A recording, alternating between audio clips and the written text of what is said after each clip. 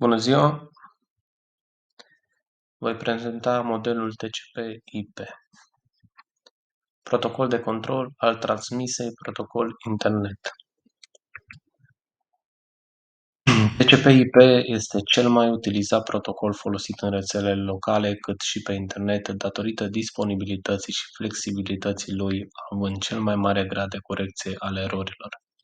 TCP/IP permite comunicarea între calculatoarele din întreaga lume, indiferent de sistemul de operare instalat.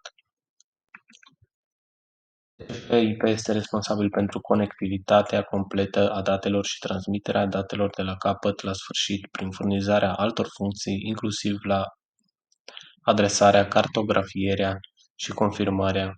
TCP/IP conține 4 straturi care diferă ușor de modelul OSI.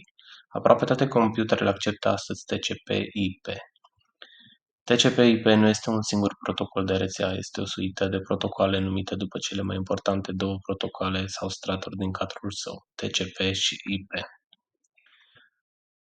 TCP/IP are la bază 4 niveluri: nivelul rețea, nivelul internet, nivelul transport, nivelul aplicație. Nivelul 1. Nivelul rețea este nivelul ce se ocupă de problemele pe care le întâmpină un pachet IP pentru a realiza o conexiune fizică.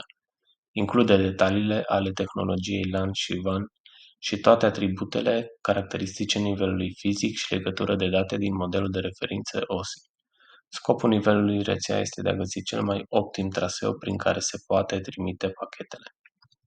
Nivelul 2. Nivelul internet.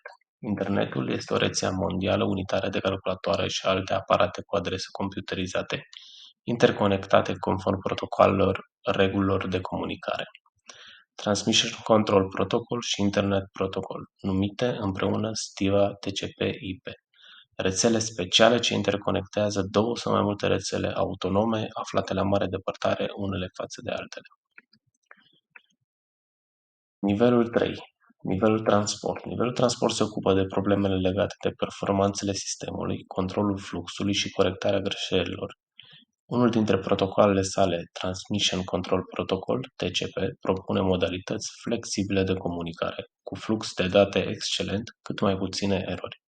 TCP este un protocol orientat pe conexiune, propune dialogul dintre sursă și destinație în timpul în care împachetează informația nivelului aplicației în unități numite segmente.